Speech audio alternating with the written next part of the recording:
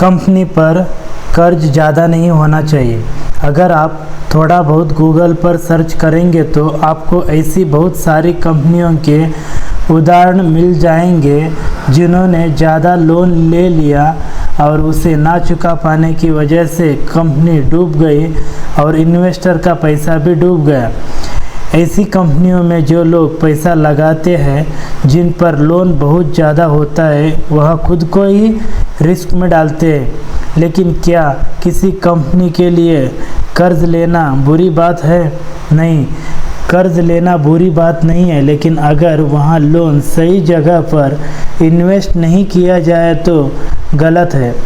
कहने का मतलब है कि अगर किसी कंपनी ने बैंक से या अन्य किसी बड़े इन्वेस्टर से न्यू प्रोडक्ट बनाने के लिए लोन लिया और लोन मिल जाने के बाद वह कंपनी नया प्रोडक्ट बनाने के बजाय उसे मार्केटिंग पर खर्च करती है तो यह सही नहीं होता है, क्योंकि जिस उद्देश्य के लिए कंपनी लोन लेती है सिर्फ उसी उद्देश्य को पूरा करना चाहिए, ना कि अपनी अन्य ज़रूरतों को।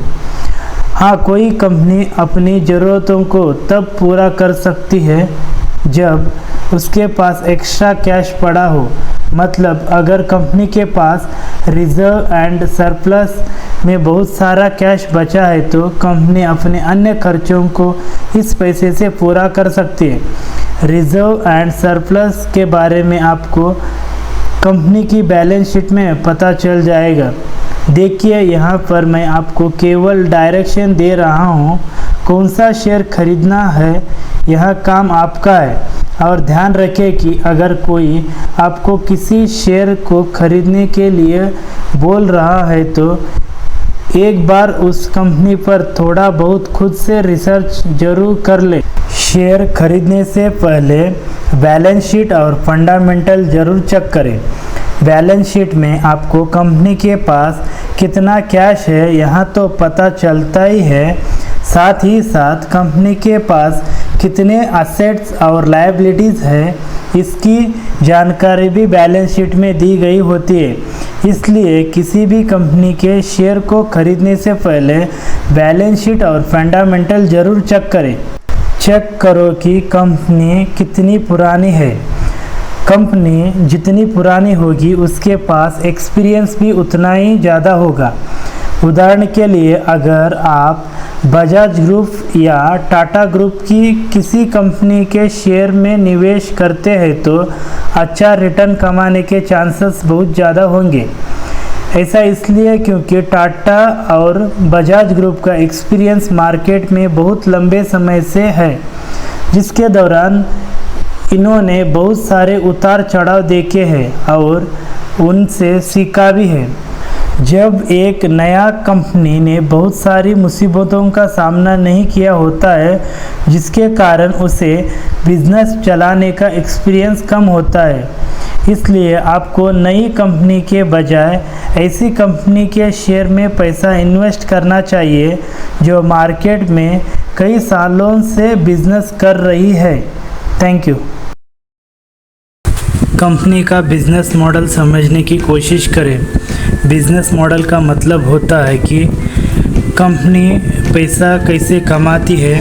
किसी भी शेयर में पैसा लगाने से पहले आपको उसका बिजनेस मॉडल ज़रूर पता होना चाहिए, क्योंकि जब कंपनी मार्केट में अपना कोई नया प्रोडक्ट या सर्विस लॉन्च करती है तो उसके शेयर का दाम काफ़ी ऊपर नीचे होता है और उस समय पर आपको समझ नहीं आता है कि ऐसा क्यों हो रहा है। लेकिन अगर आपको कंपनी का बिजनेस मॉडल पता होगा तो आपको कोई आश्चर्य नहीं होगा। इसके अलावा जब कंपनी अपने क्वार्टरली रिजल्ट हर 3 महीने में घोषित करती है तो उसमें सेल्स और रेवेन्यू के बारे में बताया जाता है और उसके आधार पर ही इन्वेस्टर शेयर को खरीदने और बेचने का निर्णय लेते हैं। और अगर आप मुझसे पूछते हैं तो मैं आपसे साफ साफ कहूँगा कि हर कंपनी के शेयर की कीमत ज़्यादातर उसके क्वार्टरली रिजल्ट और एनुअली रिजल्ट यानी वार्षिक रिजल्ट पर ही निर्भर करती है। मान लीजिए अगर कंपनी साल दर साल अच्छा प्रॉफिट दिखाती है तो ऑटोमेटिक ही इन्वेस्टर उस शेयर को खरीदेंगे, जिससे उसका शेयर प्राइस ऊपर जाएगा। लेकिन अगर कंपनी बिजनेस ही नहीं कर पाती या उसके प्रोडक्ट में कोई खास नहीं या कोई कमी है तो अंत में कंपनी का शेयर प्राइस नीचे ही जाएगा। जैसे मान लीजिए अगर आपने एशियन पेंट कंपनी में निवेश किया है तो आप ऊपर से तो जानते हैं कि यह कंपनी पेंट बनाती है और केमिकल इंडस्ट्री में काम करती है, लेकिन साथ ही साथ आपको एशियन पेंट ही नहीं बल्कि हर एक कंपनी के शेयर को खरीदने से पहले उसके बारे में ये कुछ ज़रूरी चीज़ें भी पता करने की कोशिश करनी चाहिए। चलो मैं एक एक करके बताता हूँ। कौन कौन से प्रोडक्ट यहाँ कंपनी बेचती है, सबसे ज़्यादा मार्जिन किस प्रोडक्ट में होता है, कौन सा प्रोडक्ट उस इंडस्ट्री में नंबर 1 है, सरकार की कौन कौन सी नीतियाँ कंपनी को इफ़ेक्ट कर सकती है, इसका पता आपको कंपनी की फास्ट हिस्ट्री और रिकॉर्ड देखने से चलेगा। कॉम्पिटिटर्स के मुकाबले कंपनी की ग्रोथ कैसी है, क्या वह कंसिस्टेंट तरीके से बिजनेस कर पा रही है, कंपनी को नया प्रोडक्ट लॉन्च करने में कौन कौन सी दिक्कतों का सामना करना पड़ता है, क्या आपने जिस कंपनी का शेयर खरीदा है उसका बिजनेस मॉडल कोई अन्य कंपनी कॉपी कर सकती है, सेक्टर में नंबर 1 कंपनी कौन सी है और क्यों है। इसके अलावा भी बहुत सारी चीज़ें हैं जो आपको एक कंपनी के शेयर में निवेश करने से पहले देखना चाहिए और इन सभी के बारे में आपको तभी पता चलेगा जब आप उस कंपनी के बिजनेस मॉडल के बारे में पता करेंगे। इसलिए किसी भी शेयर में निवेश करने से पहले उसका बिजनेस मॉडल ज़रूर चेक कर ले। हमारे वीडियो देखने के लिए धन्यवाद। Thank you. सर्किट लगने वाले शेयर में निवेश नहीं करना चाहिए। अगर आप शेयर मार्केट में निवेश करते हैं तो आपको सर्किट के बारे में पता होगा।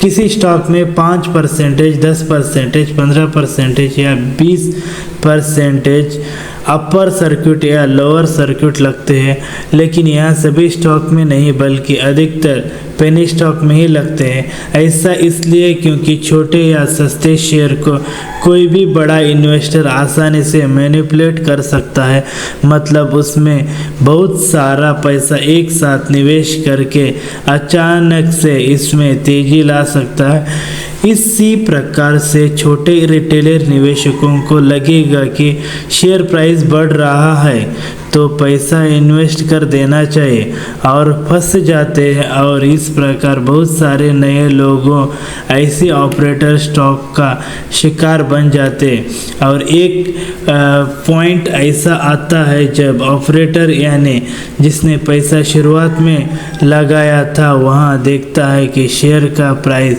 काफ़ी ज़्यादा बढ़ चुका है, तो वह अपने खरीदे गए सारे पैसे एक ही बार में बेच देता है, क्योंकि उसके पास सबसे ज़्यादा शेयर थे और कंपनी बहुत छोटी थी। यहाँ पर ध्यान देने वाली बात यह है कि अगर उस स्टॉक में सर्किट की प्रक्रिया नहीं होती तो ऑपरेटर के अचानक स्टॉक बेचने की वजह से एक ही दिन में उस शेयर का प्राइस 500% या 1000% उससे भी ज़्यादा नीचे जा सकता था, और इसलिए छोटे शेयर्स में सर्किट लगने का काफ़ी ज़रूरी होता है।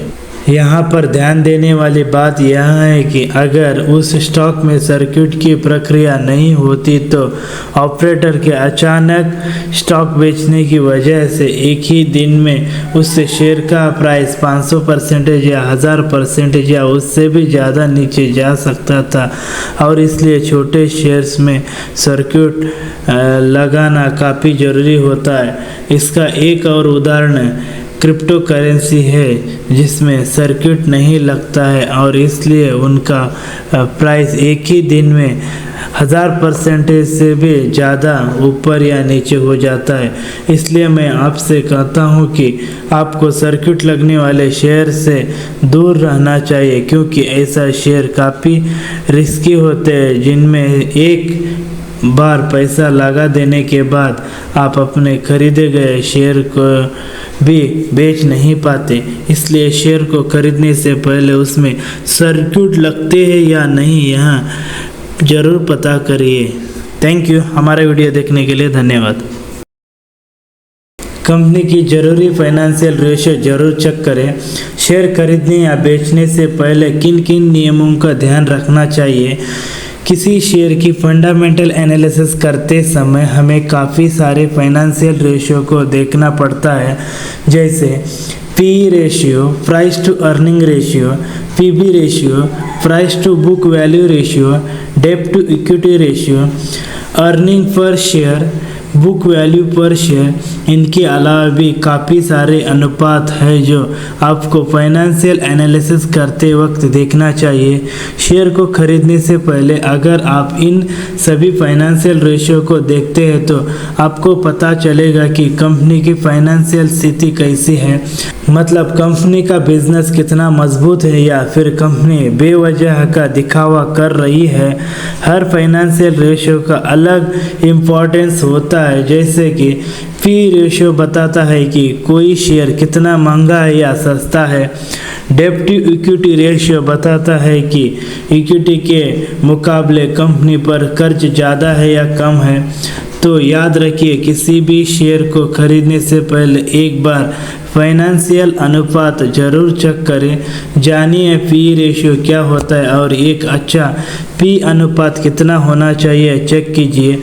हमारा वीडियो देखने के लिए धन्यवाद। Thank you. मैनेजमेंट पर एक नज़र जरूर डालें। शेयर खरीदने से पहले कंपनी का मैनेजमेंट एनालिसिस इम्पोर्टेंट स्टेप होता है।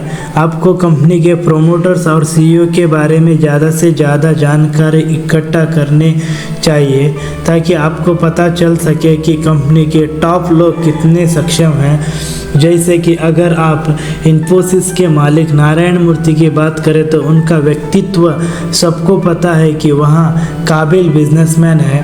इसी तरह विप्रो के संस्थापक अजीम प्रेम जी के बारे में भी लोगों की राय कुछ ऐसी ही है। इसी प्रकार अगर मुकेश अंबानी कोई नया कंपनी शेयर मार्केट में लिस्ट करते हैं तो उसमें मैनेजमेंट एनालिसिस करने की ज़रूरत ही नहीं पड़ती, क्योंकि अंबानी पर पहले से ही सबको भरोसा है। लेकिन अगर कोई कंपनी ऐसी है जिसके मैनेजमेंट के बारे में आपको पता नहीं है तो आपको उनके बारे में ज़्यादा से ज़्यादा जानकारी लेना चाहिए, क्योंकि यहाँ वही लोग होते हैं जो किसी भी बिजनेस को सफल कर देते या फिर उसे बर्बाद कर देते हैं। लेकिन अगर कोई कंपनी ऐसी है जिसके मैनेजमेंट के बारे में आपको पता नहीं है तो आपको उनके बारे में ज़्यादा से ज़्यादा जानकारी लेना चाहिए, क्योंकि यहाँ वही लोग होते हैं जो किसी भी बिजनेस को सफल कर देते हैं या फिर बर्बाद कर देते हैं। पहले ऐसा कई बार हुआ है कि कंपनी के फंडामेंटल बैलेंस शीट और फाइनेंशियल रेशियो तो बहुत अच्छे थे, जिन्हें देखकर लोगों ने उन कंपनियों में पैसा इन्वेस्ट करना शुरू कर दिया, लेकिन मैनेजमेंट पर ध्यान नहीं दिया और कुछ समय बाद यह कंपनी पैसा लेकर भाग गई, जो कि मैनेजमेंट पर ध्यान ना देने की वजह से ऐसा हुआ था। उदाहरण के लिए आप सत्यम स्कैम के बारे में जान सकते हैं। हमारा वीडियो देखने के लिए धन्यवाद। Thank you. उस कंपनी का सेक्टर और अपोनेंट बिजनेस की तुलना करें। कंपनी जिस इंडस्ट्री में काम करती है उस इंडस्ट्री के बारे में आपको थोड़ा बहुत पता होना चाहिए। सेक्टर की लीडर कंपनी कौन सी है, उस इंडस्ट्री में सबसे मजबूत शेयर किस कंपनी का है, क्या कंपनी के पास कोई कंपटीशन एडवांटेज है जिसको अन्य कंपनी अप्लाई नहीं कर सकती। उदाहरण के लिए हिंदुस्तान यूनिलीवर का डिस्ट्रीब्यूशन नेटवर्क ही उसका कंपटीशन एडवांटेज है, क्योंकि किसी भी एफएमसीजी कंपनी के पास HUL जितना बड़ा डिस्ट्रीब्यूशन नेटवर्क नहीं है, और इसलिए आज हिंदुस्तान यूनिलीवर के पास हज़ारों प्रोडक्ट हो चुके हैं। क्योंकि कोई भी नई कंपनी अगर अपने प्रोडक्ट को गांव के कोने कोने तक पहुंचाना चाहते हैं तो उससे बहुत बड़ा डिस्ट्रीब्यूशन नेटवर्क खड़ा करने की ज़रूरत होगी, जबकि हिंदुस्तान यूनिलीवर के पास वहाँ पहले से ही है। इसलिए वहाँ नई कंपनी प्रोडक्ट हिंदुस्तान यूनिलीवर को ही देना चाहेगी, जिससे कि वहाँ देश के कोने कोने तक पहुँच पाई है। और इसी प्रकार हिंदुस्तान यूनिलीवर का यह कंपटीशन एडवांटेज कोई नहीं तोड़ तो सकता। इसी प्रकार इंडियन रेलवे में IRCTC की मोनोपोली है, यानी कि सरकार ने केवल IRCTC को ही रेलवे सर्विस देने की इजाज़त दी है, मतलब इनके कंपटीशन में और कोई कंपनी नहीं है। इसी प्रकार बजाज फाइनेंस के पास उनका डाटा ही कंपटीशन एडवांटेज यानी मोट है, जो किसी अन्य कंपनी के पास नहीं है। और यही कारण है कि इंडिया में बजाज फाइनेंस ने अन्य मजबूत कंपनियों के अपेक्षा सबसे ज़्यादा रिटर्न दिए हैं। इसलिए किसी भी शेयर को खरीदने से पहले आप उस कंपनी में यह ज़रूर देखें कि कोई उसके पास कोई ऐसा कंपटीशन एडवांटेज था। इसलिए किसी भी शेयर को खरीदने से पहले आप उस कंपनी में यह ज़रूर देखें कि क्या उसके पास कोई ऐसा कंपटीशन एडवांटेज या प्रोटेक्शन है जो अन्य कंपनी अप्लाई नहीं कर सकती। अगर हाँ तो वहाँ कंपनी फ्यूचर में अच्छी ग्रोथ दिखा सकती है। इसलिए शेयर में निवेश करते वक्त कंपनी की सेक्टर और अपोनेंट की तुलना जरूर चेक करें। हमारे वीडियो देखने के लिए धन्यवाद। Thank you. इनोवेटिव और ग्रोथ वाली कंपनी में ही निवेश करना चाहिए। ऐसा बहुत सारे उदाहरण हैं, जिनमें कुछ बिजनेसेस ऐसे थे जो शुरुआत में तो बहुत अच्छा कर रहे थे, लेकिन देखते ही देखते वहाँ डूब गए। और इनके फेल होने या डूबने का एक ही कारण था, वहाँ था इनोवेशन की कमी। उदाहरण के लिए कोडक कैमरा भी इसलिए फेल हुआ क्योंकि उन्होंने समय के साथ साथ नई टेक्नोलॉजी को नहीं अपनाया। चेतक का स्कूटर जो इस समय पूरी मार्केट पर छा गया था, आज उसका कहीं नाम निशान नहीं है। जबकि हीरो स्कूटी सर्वाइव कर गई क्योंकि उसने समय के साथ साथ इनोवेशन किया। एटलास साइकिल बनाने वाली कंपनी आज कहीं नहीं दिखती क्योंकि समय रहते इनोवेशन नहीं कर पाए। HMT घड़ी जो किसी ज़माने में सबसे आगे हुआ करती थी, आज उसकी जगह टाइटान ने ले ली है, जिसमें राकेश झुनझुनवाला ने सबसे ज़्यादा इन्वेस्टमेंट की हुई है। एप्पल कंपनी का शेयर भी वॉरेन बुफे ने इसलिए खरीदा है क्योंकि यह कंपनी समय समय पर नया नया इनोवेशन करती रहती है, जिससे इनकी ग्रोथ कभी भी रुकती नहीं है। इसलिए मैं आपको भी सुझाव देता हूं कि हमेशा इनोवेशन और ग्रोथ वाली कंपनी में ही इन्वेस्ट करें, ना कि उन कंपनी में जो सिर्फ एक ही जैसा काम हमेशा से करती आ रही है। हमारा वीडियो देखने के लिए धन्यवाद। Thank you.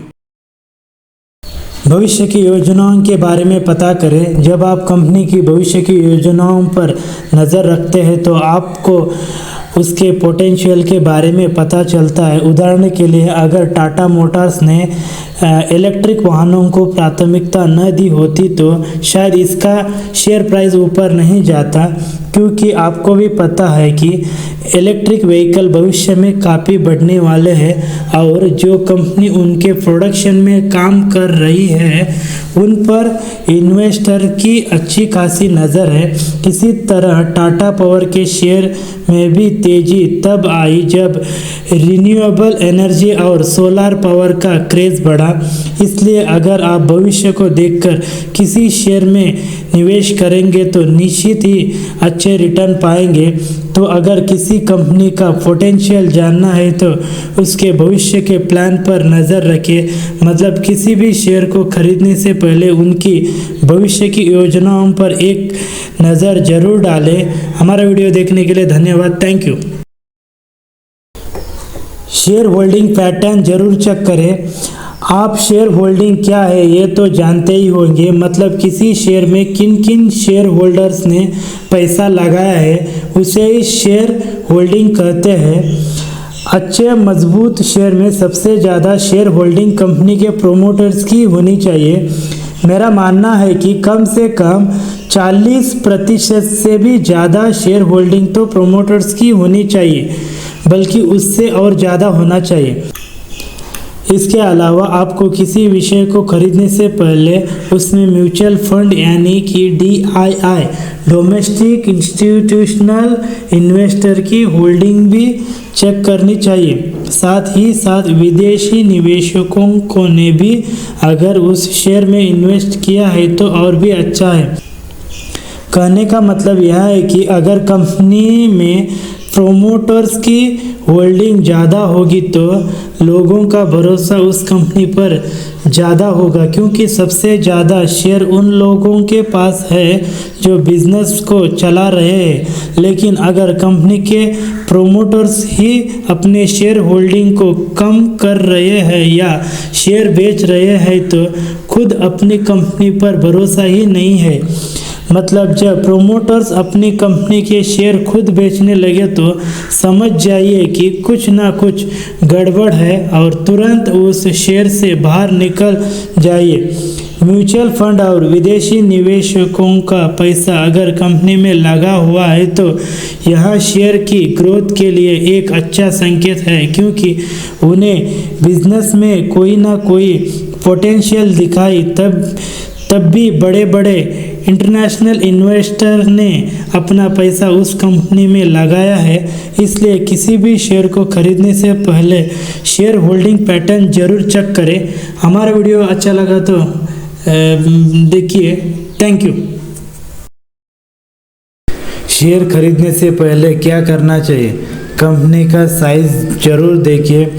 आपको पता है कि कंपनी का साइज़ उसके मार्केट कैप से डिसाइड होता है। मतलब अगर कंपनी 1000 करोड़ या 500 करोड़ से भी छोटी है तो उसे माइक्रो कैप बोलेंगे, और 1000 करोड़ से बड़ी है तो स्मॉल कैप बोलते हैं, और 30,000 या 50,000 करोड़ से बड़ी है तो उसे मिड कैप कंपनी बोली जाती है। लेकिन अगर उसका साइज़ 1 लाख करोड़ से ज़्यादा है तो उसे लार्ज कैप कंपनी की कैटेगरी में आ जाती है, जैसे Reliance, DMart, TCS, Asian paint, Nifty 50 की सभी कंपनियां आदि।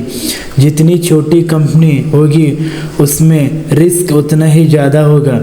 याद रखिए, सेंसेक्स और निफ्टी में तेजी और गिरावट दोनों की वक्त सबसे ज़्यादा छोटी स्मॉल कैप कंपनी के शेयर ही भागते हैं और गिरते हैं। कुछ छोटी कंपनियां तो ऐसी होती है जो स्टॉक मार्केट में गिरावट के समय पूरी तरह से ख़त्म हो जाती है, जबकि इसका विपरीत तेजी वक्त कुछ पेनी शेयर बहुत कम समय बहुत ज़्यादा मुनाफा भी दे जाते हैं और उसके बाद ही लाइफ लाइट आते हैं, मतलब पॉपुलर हो जाते हैं। इसलिए किसी भी शेयर में पैसा निवेश करने से पहले कंपनी की मार्केट कैपिटलाइजेशन यानी कंपनी कितनी बड़ी है यह ज़रूर चेक करें। हमारा वीडियो देखने के लिए धन्यवाद। Thank you. डिविडेंड हिस्ट्री पर एक नज़र डालें। शेयर मार्केट में लिस्टेड हर एक कंपनी डिविडेंड नहीं देती है, केवल कुछ कंपनियां ही देती है। डिविडेंड वहाँ पैसा होता है जो कंपनी अपने शेयर होल्डर को अपने मुनाफे के कुछ हिस्से में से बांटती है। आपको क्या लगता है मुकेश अंबानी के महीने की सैलरी कितनी होगी? जवाब है सिर्फ 2 से 3 करोड़। अब सवाल यहाँ आता है कि इतनी कम सैलरी होने के बावजूद भी वहाँ इंडिया के सबसे अमीर व्यक्ति कैसे हैं? जवाब है डिविडेंड। आप सब जानते हैं कि रिलायंस इंडस्ट्रीज़ का ज़्यादातर हिस्सा यानी इक्विटी मुकेश अंबानी के पास ही है, जो कि डिविडेंड के रूप में से उन्हें हर महीने 1000 करोड़ से भी ज़्यादा इनकम होती है। तो आज आपने यह भी सीखा कि कोई भी बड़ा व्यक्ति सिर्फ उसकी सैलरी से बड़ा नहीं होता है, बल्कि वहाँ डिविडेंड से होता है। लेकिन अब सवाल यह आता है कि क्या आपको डिविडेंड देने वाले कंपनी में निवेश करना चाहिए या फिर बिना डिविडेंड देने वाली कंपनी में? क्योंकि गूगल जैसी बड़ी कंपनी है डिविडेंड नहीं देती है, क्योंकि वह अपना सारा पैसा कंपनी की ग्रोथ में लगाना चाहती है। तो जो मुनाफा आप डिविडेंड के तौर पर कमाते हैं उससे कई गुना ज़्यादा शेयर प्राइस की ग्रोथ से कमा लेंगे। और यही बड़ी कंपनियों की सोच होती है, जो इसलिए आपने देखा होगा कि कुछ बड़ी सक्सेसफुल कंपनियां डिविडेंड नहीं देती है, जबकि वही कुछ कंपनियां जो अच्छा खासा डिविडेंड देती है उनका शेयर प्राइस ग्रोथ ही नहीं करता है, जैसे आईटीसी, कोल इंडिया, बीपीसीएल आदि। इसलिए अगर आप डिविडेंड देने वाली कंपनी में निवेश करना चाहते हैं तो उसकी ग्रोथ पर नज़र रखिए और साथ ही साथ उसकी डिविडेंड हिस्ट्री भी ज़रूर चेक करें। हमारा वीडियो देखने के लिए धन्यवाद। Thank you.